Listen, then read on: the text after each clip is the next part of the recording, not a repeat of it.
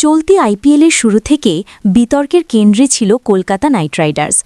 দল গঠন, প্লেইং 11 নির্বাচন আর হঠাৎ করে একের পর এক পেসারের চোট, সব মিলিয়ে টুর্নামেন্ট শুরুর আগেই চাপে পড়ে যায় দলটি। সমর্থকদের মধ্যে তখন থেকেই ছিল উদ্বেগ, আর সামাজিক মাধ্যমে শুরু হয় আলোচনা-সমালোচনার ঝড়। কেউ বলছিলেন দলটা ভারসাম্যহীন, আবার কেউ আশাবাদী কণ্ঠে লিখছিলেন শুরুর ধাক্কা কাটিয়ে ফিরবে কেকেআর। কিন্তু মাঠের লড়াইয়ে সেই আশার আলো দেখা গেল না।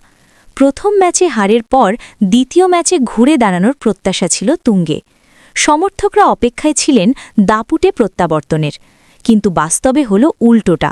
সানরাইজার্স হায়দ্রাবাদের দেওয়া বড় লক্ষ্য তাড়া করতে নেমে শুরু থেকেই চাপের মধ্যে পড়ে কলকাতা। টপ অর্ডার ব্যর্থ, মিডল অর্ডারও ভেঙে পড়ে দ্রুত। মাঝে কয়েকটি ছোট জুটি আশা জাগালেও প্রয়োজনীয় রানরেট বাড়তেই থাকে। দর্শকরা সোশ্যাল মিডিয়ায় লিখতে শুরু করেন, কেউ কি দায়িত্ব নেবে? এভাবে কি ম্যাচ জেতা সম্ভব? শেষ পর্যন্ত ৬৫ রানের বড় ব্যবধানে হারতে হয় কলকাতাকে। ২০১২ সালের পর এবারই প্রথম তারা আসরের শুরুতে টানা ২ ম্যাচ হারল। এই পরিসংখ্যানই বলে দিচ্ছে পরিস্থিতি কতটা কঠিন হয়ে উঠেছে। হারের পর খেলোয়াড়দের মুখে স্পষ্ট হতাশা, ডাগআউটে নীরবতা, সমর্থকদের মধ্যে ক্ষোভ, সব মিলিয়ে চাপ বাড়ছে আরও। দর্শকরা সোশ্যাল মিডিয়ায় লিখতে শুরু করেন, একটা জয়ই বদলে দিতে পারে সব।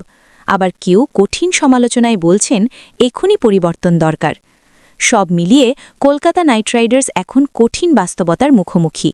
সামনে ঘুরে দাঁড়ানোর চ্যালেঞ্জ, আর সমর্থকদের একটাই প্রশ্ন, এই দল কি দ্রুত ফিরে আসতে পারবে, নাকি শুরুর ধাক্কায় বড় সংকটে ফেলবে পুরো মরশুম?